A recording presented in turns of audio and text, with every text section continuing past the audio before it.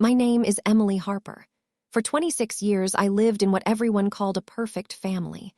Big colonial house on the hill, luxury cars in the driveway, private schools, vacations in Europe every summer.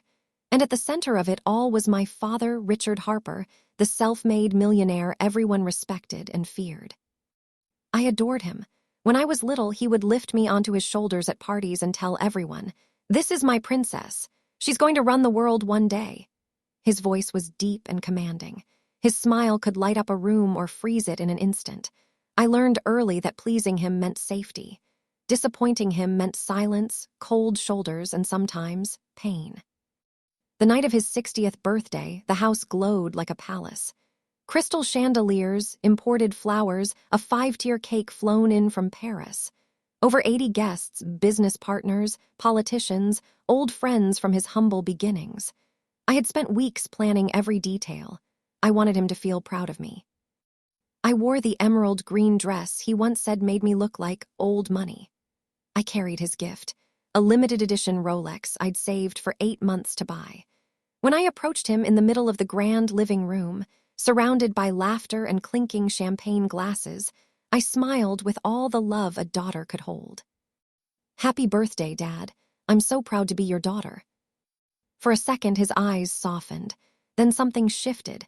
Maybe it was the whiskey. Maybe it was the way one of his partners had joked earlier that I was the smart one now. Whatever it was, the warmth vanished. Later, he dragged me into his private study. The door clicked shut behind us. The sounds of the party became muffled, distant. "You've gotten too bold, Emily," he growled, breath heavy with alcohol. "Correcting me in front of my guests, acting like you're better than the man who gave you everything." "Dad, I only said the merger numbers didn't add up." The slap came so fast I didn't see it. The sound cracked through the room like thunder. My head snapped sideways. Pain exploded across my cheek. I tasted blood. I stood there stunned, hand on my face, staring at the man who once read me bedtime stories. "Get out of my house," he whispered, voice shaking with rage. "Now." I walked out through the party in silence. Dozens of eyes followed me. Some guests looked away. Others whispered. My mother stood frozen near the cake, her perfectly painted lips pressed into a thin line. She didn't say a word. That night, I drove through pouring rain with a swollen face and a shattered heart. I kept replaying the moment in my mind. The man who was supposed to protect me had struck me like I was nothing. But the real nightmare was only beginning. I had no idea that my father had been hiding monstrous secrets for decades, and that my existence had just become the biggest threat to his empire. The first week after the slap was pure hell. My mother called the next morning. Her voice was exhausted, almost robotic. "Emily, your father was under a lot of stress. The business is struggling. Just come home and apologize. You know how he is." "Moms," he hit me, in front of people. A long silence. Then, "These things happen in families, don't make it worse." That conversation broke the last piece of the little girl inside me. I stayed with my best friend, Sarah. Bruises faded, but the humiliation burned deeper every day. Then the real attacks began. First, my bank accounts were frozen. Then my apartment, which I thought I rented independently, turned out to be owned through one of Dad's shell companies. The landlord gave me 30 days to vacate. My job at the prestigious law firm suddenly wasn't a good fit anymore. Dad had called my boss, an old golfing buddy, and painted me as unstable and disloyal. I felt like I was disappearing, like he was erasing me from existence. But in the quiet moments, memories surfaced, strange ones. I remembered being 16 and walking into his home office late at night. He quickly closed a folder, but not before I saw foreign bank names and large wire transfers. When I asked, he smiled coldly and said, "Business, princess. Nothing for you to worry about." There were the angry late-night phone calls. The Times employees suddenly quit and moved out of state without explanation. The way my grandmother's inheritance, meant for me and my mother, seemed to vanish after she passed. I started digging quietly. With help from a trusted former colleague, Michael, a brilliant forensic accountant who had left the firm years ago, I began piecing together the truth. What we uncovered chilled me to the bone. My father wasn't just a successful businessman. He had built his empire on systematic fraud, shell companies, laundered money, fake invoices. He had siphoned millions from investors and even from my own grandmother's estate. There were hints of threats against whistleblowers. One former partner had died in a suspicious car accident 2 years earlier. The deeper I dug, the more dangerous it became. One night, while staying at Sarah's, I received an anonymous call. A distorted voice warned, "Stop looking, or you'll end up like the others." I started sleeping with the lights on. Every creak in the apartment made my heart race. I changed my number twice, yet I couldn't stop. The betrayal had become bigger than the slap. This man had stolen my future, my family's legacy, and my sense of safety. My mother came to see me once. She looked older, broken. In a rare moment of honesty, she whispered, "I've known for years, but what could I do? He controlled everything." I felt sick. The woman who was supposed to protect me had chosen silence and luxury over truth and justice. The emotional weight was crushing. Nights I cried until I had no tears left.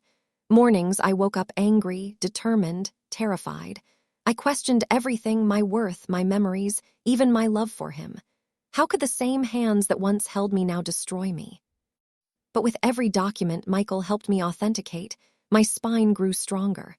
I wasn't just gathering evidence anymore. I was preparing for war. Then came the closest call. 2 nights before I filed papers, someone broke into Sarah's apartment while we were out. They trashed the place but took nothing valuable except my laptop backup drive. Luckily, I had kept the real files in a secure cloud and a safety deposit box. That night I realized this wasn't just about money or pride anymore. My father was willing to destroy me completely to protect his secrets. Exactly 14 days after that birthday party, I walked into the courthouse carrying a binder that could end my father's world. The courtroom was packed. My father sat on the other side in an expensive suit, looking composed, confident. His high-powered lawyers smirked at my small legal team. They thought this was just an angry daughter making noise. They were wrong. The hearing began calmly. But as my lawyers presented the evidence, wire transfers, forged documents, witness testimonies from 3 former employees who finally felt safe enough to speak, the atmosphere changed. My father's face went pale when the judge allowed testimony about the missing inheritance. When recorded phone calls were played, him threatening an accountant, murmurs spread through the room. I took the stand. My voice trembled at first, but then grew steady. I loved my father. I trusted him. On the night he turned 60, he slapped me for daring to question him. That was the moment I realized the man I worshipped had been stealing from me, from my grandmother, and from countless others for years. I'm not here for revenge. I'm here for truth. The cross-examination was brutal. His lawyer tried to paint me as ungrateful and unstable, but the evidence was overwhelming. In a stunning twist, one of my father's oldest business partners, a man I had known since childhood, took the stand unexpectedly. He admitted under oath that Dad had blackmailed him for years. The courtroom gasped. The judge called a short recess. During that break, my father approached me in the hallway, guards nearby. His eyes were desperate.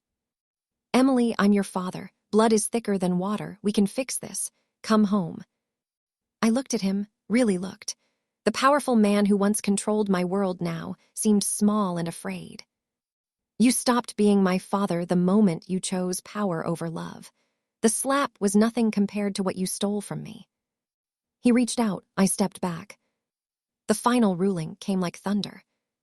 The judge ordered immediate freezing of major assets, repayment of stolen funds with interest, criminal referrals to federal authorities for fraud and possible money laundering. My father's empire began crumbling in real time. Within days, business partners distanced themselves. Banks called in loans. The once feared Richard Harper became a cautionary tale in local circles. I didn't gloat. I didn't feel joy in his destruction. I felt release. Months later, I heard he had to sell the family house. My mother finally filed for divorce and moved closer to me. We're slowly rebuilding a fragile relationship based on honesty. Today, I live in a modest but peaceful apartment. I work at a small firm that fights for families against powerful abusers. I sleep without nightmares most nights. The slap on his birthday didn't break me. It woke me up. If you're watching this, and someone who shares your blood is breaking your spirit, listen to me carefully. You do not owe loyalty to those who harm you. Family is not an excuse for cruelty. Sometimes the most loving thing you can do is walk away and protect your peace. Justice doesn't always look loud and dramatic. Sometimes it arrives quietly through courage, truth, and time. My father lost everything not because I destroyed him, but because the lies he built his life on finally collapsed under their own weight. I chose myself, and for the first time in my life, I'm free. Thank you for staying with me through this long story. If it gave you strength, share it. Someone out there needs to hear that they are not alone and that they are stronger than their scars. Protect your heart, speak your truth, and never let anyone, even family, convince you that you deserve to be hit, controlled, or erased. This is Emily Harper, wishing you healing and courage. Until next time, choose yourself.